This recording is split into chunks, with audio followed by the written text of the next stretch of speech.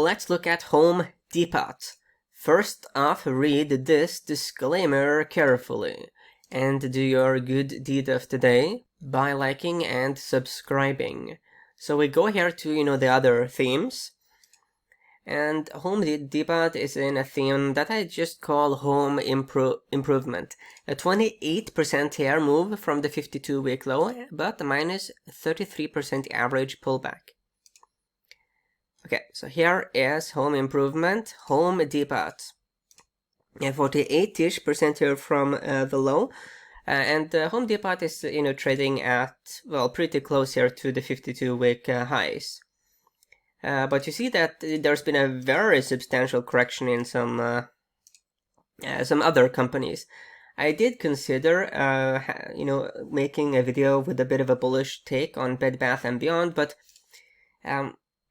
even though there could be an interesting bullish opportunity there, it's not. It's still is at like a very. It's a bit risky, but it's something to have your eye on. Okay, so here is Home Depot's website. Yeah, nice website. Well, I mean, I have seen better retail websites, but it's okay. Okay, so here is the chart. This is big picture, weekly data points. There seems to be some kind of time cycles here. So there's something going on here with time cycles as well here with Home Depot. So that is something that. So if we draw it in, yeah, I mean the time cycles have differed a bit over time, but it's one of those buy low, sell high securities. Recently made a very aggressive new high. Yeah, looking here at the daily data point, we have seen how many days is this in a row. So let's actually measure. Yeah, so if we measure from here, so we have been up 11 days in a row. That's very significant. It's a bit abnormal. When we go here and look at these indicators. So accumulation distribution is still looking good. There's some bullishness going on here, but when we look here at the current RSI, the previous time we had this RSI was here. That led to a pullback.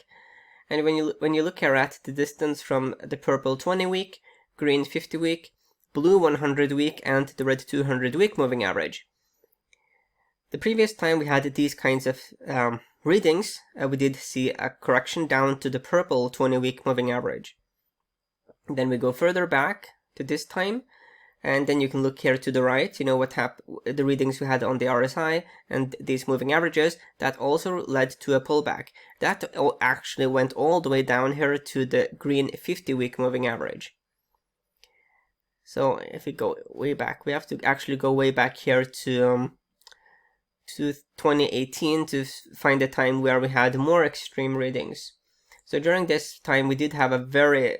the RSI and these other readings were way above the current level. So it is possible for Home Depot to go there, but what happened then is that we did have a major pullback to the green 50-day week moving average, and then later on, we did actually go below the blue 100-week. And looking at the daily data points, I think you can see yourself, it's a very similar message. Looking at the current readings across RSI, and these moving average indicators, this is high risk for the bulls. It just is. Accumulation distribution, it did increase, but there is a bit of a divergence here between accumulation here and the sharp move in the stock price. Okay, so let's look a bit at the correlations.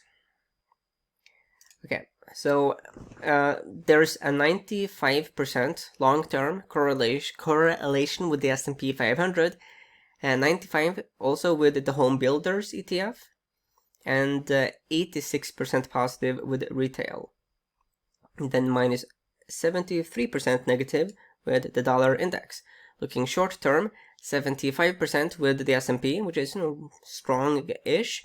And a very similar correlation here with the Home Builders. Then only 27% positive here with retail ETF. and then 40% here with the dollar index. Okay, so looking here at the seasonality.